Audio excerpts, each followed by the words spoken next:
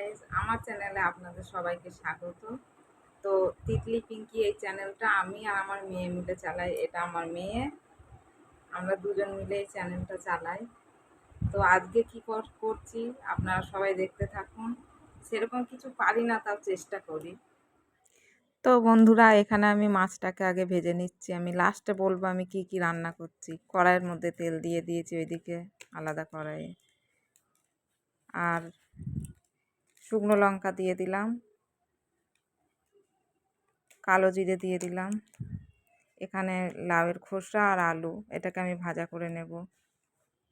তেলটা হয়ে গেছে, লাউয়ের খোসাটা দিয়ে দিলাম,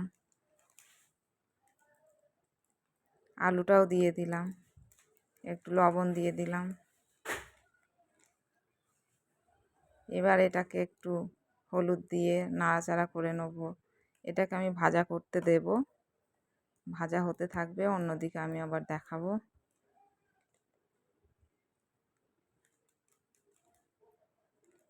এই কড়াইয়ে আমি মাছের তেলে আমি চিংড়ি মাছটাকে ভাজা করে নিচ্ছি।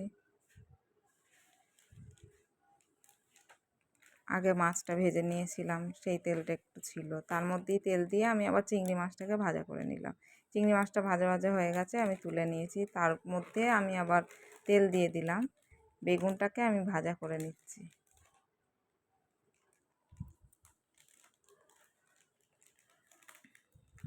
বেগুনটা ভাজা হয়ে গেল, তাই কড়ার মধ্যে আমি আবার তেল দিয়ে দিলাম।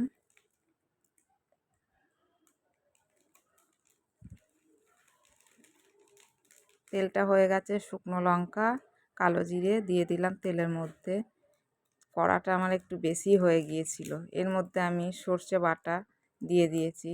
তার মধ্যে কাঁচা লঙ্কা, হলুদ গুঁড়ো দিয়ে দিলাম, লবণ দিয়ে দিলাম, একটুখানি নাড়াচাড়া করলাম। বেশি নাড়বো না, বেশি নাড়লে তেতো হয়ে যাবে।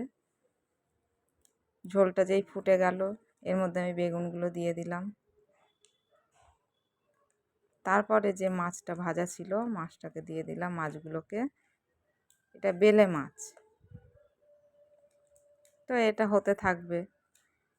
ততক্ষণ আমি অন্যদিকে আসছি, চাপা দিয়ে দিলাম। এদিকে আমার লাউয়ের খোসা আলু ভাজা হয়ে গেছে, আর এদিকে লাউ নিয়েছি আর কাঁচা লঙ্কা আর চিংড়ি মাছ। চিংড়ি মাছটা তো ভাজা হয়েই গেছে।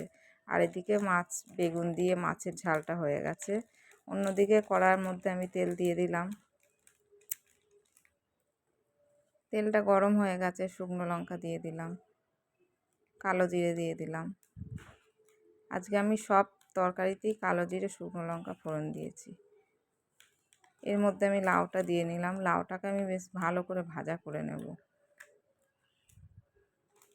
নাড়াচাড়া করে নিচ্ছি।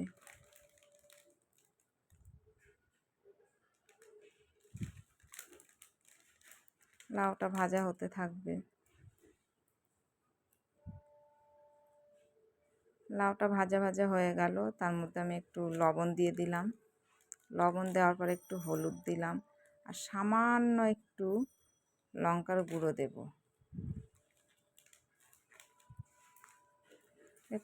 আর একটুখানি জিরের গুঁড়ো দেব।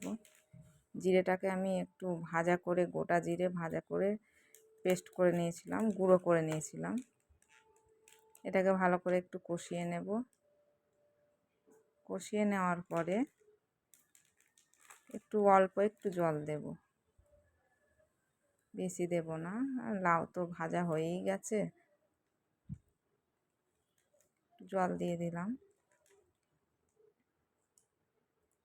কাঁচা লঙ্কা চেরা ছিল, সেগুলো আমি দিয়ে দিলাম ঝোলের মধ্যে। তার মধ্যে ভেজে রাখা চিংড়ি মাছগুলো দিয়ে দিলাম। একটুখানি নাড়িয়ে আমি এটাকে চাপা দিয়ে দেব। এবারে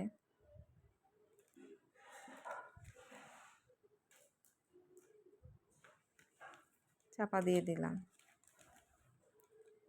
তারপরে দেখো হয়ে গেল আমার চিংড়ি মাছ দিয়ে লাউ, লাউ চিংড়ি। আমি আজকে করলাম লাউ চিংড়ি। লাউ চিংড়িটা ঢালছি। লাউ চিংড়ি, লাউয়ের খোসা দিয়ে আলু দিয়ে ভাজা, আর বেলে মাছ বেগুন দিয়ে ঝাল। ব্যাস, আজকের এইটাই আইটেম। সমস্ত রান্নাগুলো আমি খেয়ে টেস্ট করে দেখবো এক একটা করে।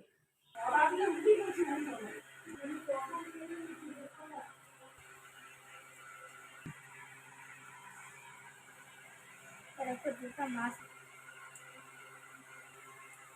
গাইস প্রত্যেকটা কিন্তু খাবার অসাধারণ হয়েছে। তোমরা এই চ্যানেলটাকে সাবস্ক্রাইব করে দিও, লাইক কমেন্ট শেয়ার করো। Tata bye bye.